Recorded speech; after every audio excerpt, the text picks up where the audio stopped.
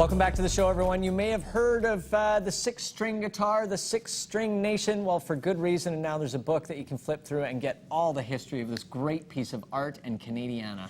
Oh, and there are some amazing stories, including Don Cherry's pants in here. We're joined now by the author, Jowi Taylor. How are you, Joey? Good, how are you? Of course, that's the first thing we talk about. Yeah, Pants. oh my, is that where this is going? We've got to talk about this idea for this. What was the impetus of this for you? Well, it's a long story, really, but, you know, in 1995, when the October referendum in Quebec was in the offing, as much as I kind of sympathized with Quebec's sense of confidence and pride to move forward, I also understood everybody who, you know, went and stood in the streets of Montreal and said, don't go. Yeah. But in all of that debate, it all boiled down on that night to red versus blue, French versus English, Quebec City versus Ottawa. And that didn't capture my Canada, and I would imagine that for someone in suburban Calgary, it didn't capture their Canada, and for someone in Igloolik, it didn't capture their Canada, or for a newcomer, it didn't capture their Canada. Yeah. And we have all these amazing stories across this country, all these great communities, and we kind of rely on too few symbols to say who we are. We got donuts, we got hockey. Yeah. We got the moose, we got the moose, we got the loon, beaver, the mountie. The mountie. And, yeah, exactly. You just named them. And unfortunately, we keep going back to those. And they're fine. There's nothing wrong with them. Not at all, but it almost seems like it's a stereotype that we get bored of, and it's like, oh, there they are again. Well, and it's a stereotype so much more that we borrow from outside almost. You know, that's how other people define Canada, so we sort of borrow from that to define ourselves. And it kind of makes sense since we don't have a really strong, you know, history program. We don't really learn about ourselves in a compelling way in school. So this project was meant to kind of bring more voices in and say, this is all Canada, and there's all these great stories that become springboards to another way of looking at the country, and more importantly, for anyone who plays it then from any part of the country, it becomes theirs. It's their voice. I was going to ask whether it was a guitar right away. Was that the first thought? I'm going to build a guitar? Yeah. Well, the thing is, a plaque? Not a canoe? Well, it happened because, I mean, first of all, you know, when you think about people who define Canadian culture, the vast majority that will pop into your head are songwriters. That's something we do really well. That's so true. But it's also because I happened to meet George Rosani, the luthier who eventually did the build on this project. And he was really dedicated to using Canadian woods rather than the more familiar exotics, Japanese maple, African ebony, you know, all that kind of stuff. So how many pieces is this beauty comprised of? There's 63 in the guitar itself. There's a 64th on the strap, which is a shoulder tile from the Princess Patricia's Canadian Light Infantry in Edmonton. And then there are these buttes that you've earlier alluded to. We have to show Don Cherry's pants. Yeah, Don's pants are in there. What else is in the case? How do you ask for Don Cherry's pants? How does that conversation unfold? Well, you end up talking to his daughter, Cindy, and she talks to her dad, and he says, well, of course we asked for a jacket, right? And the funny part is we bumped into Pat Quinn, for the old Leafs coach, in Pearson Airport one day, and we're showing him all the hockey stuff in the guitar, and I said, you know, can you help us out? We need to get to Don Cherry. We want one of his jackets. And Pat Quinn said, are you kidding? When Don sees that yellow stuff, he's going to want a suit made out of it. You can do a straight swap. That's funny. But then, crazy enough, Don told his daughter, oh, you know, I can't really bear the thought of anyone cutting one of my jackets, so they can have a pair of pants. Isn't that funny? The lesser of two evils. Now, which is, some pictures from the book. The first one here is one of our favorite people, Grant Lawrence. Yeah. Maybe you can explain.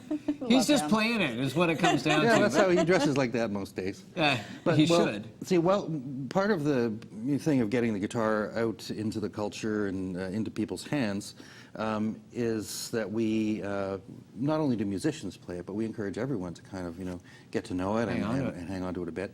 So one of the ways we do that is through these portrait sessions that we do at festivals and schools and conferences and stuff. So this was actually at the Exclaim Cup in Toronto, and Grant Lawrence and a bunch of other folks showed up. And we've now done 50,000 portraits of 8,000 different people from Dawson City to St. John's. Well, and that's a beautiful thing about this. I mean, because it encompasses so much Canadian history and, you know, these little mementos from all over the place that have historical significance, and yet the first thing he did is hand it to us. And I have to say, that surprised me a little bit, but that's what you do with people. You want them to feel it. I want them to feel it, and I want them to feel a little bit. I mean, the great thing about the photos is that it gives people that moment of ownership where A nice kiss there from a great artist. From Sheila Maracle. Yeah. And it's that moment where people become themselves. You're in that sort of white space, and it's yours for a minute to reflect on whatever part of it you connect to. Captures Okay, your let's talk imagination. about some more pieces. Maybe you can just like take us on a little tour and A little point tour, out some okay. pieces Well, that here. right there, that's a seat from Massey Hall in Toronto. This here is all Louis Riel's schoolhouse from Winnipeg. Wow. That's now the Can we St. talk about the Boniface front, the Museum. golden spruce? Because this is a distinctly Canadian story. Astonishing. This was the completely albino Sitka spruce tree that grew to 300 years old, 120 feet tall in Haida Gwaii, that was cut down in 1997 by a disgruntled logger / environmentalist. And, you know, the Haida said that they would just leave that on the ground and let it return to the earth.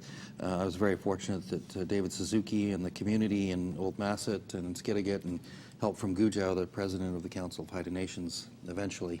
We got there in February of 2006 and got the only piece ever taken from the tree, and That's that's the whole amazing. top. Well, and It's a huge part of astonishing. this guitar and different mementos are taken from, you know, the first communities that populated Canada, or what we know now as Canada, and that was a huge part of this. Well, and that's, yeah, it was important to me because I feel like First Nations people often get ignored in the history. So there's lots of First Nation stories, from the Monument to Almighty Voice from the One Arrow First Nation, and Moose Antler from Pick River First Nation, and Joe LeBeaub's Oyster Knife from Lennox Island First Nation.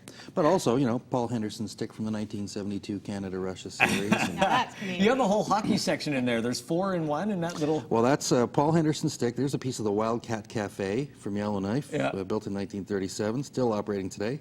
Terrific meal, actually. And a seat from the old Montreal Forum, which is now the Forum Pepsi. And one of Gretzky's sticks there. James Naismith's house for a little basketball. And where is Pierre Trudeau's paddle?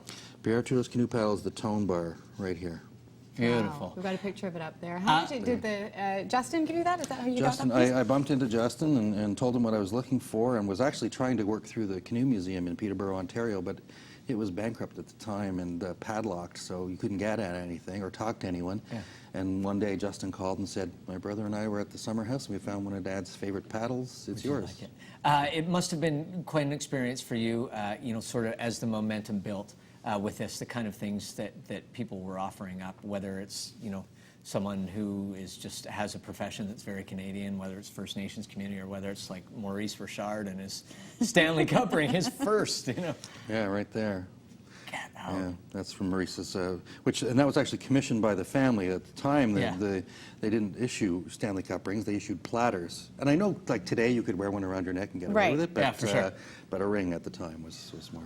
Well, what a story. we are honored to have held it, and we have a gentleman who's coming up next who's actually going to play it. Barney Bentall is going to be joining us right after the break. Isn't that great? That's great. He And is very of course, excited you for can this. pick up the book. A great way to learn about Canadian history. Six String Nation is in bookstores right now. Thank you so much, Joey. Thanks for having me. Great job. So we're going to take a Appreciate it. break, and when we return, we're going to chat to Barney Bentall about his new album, and he is going to be playing the guitar right after this.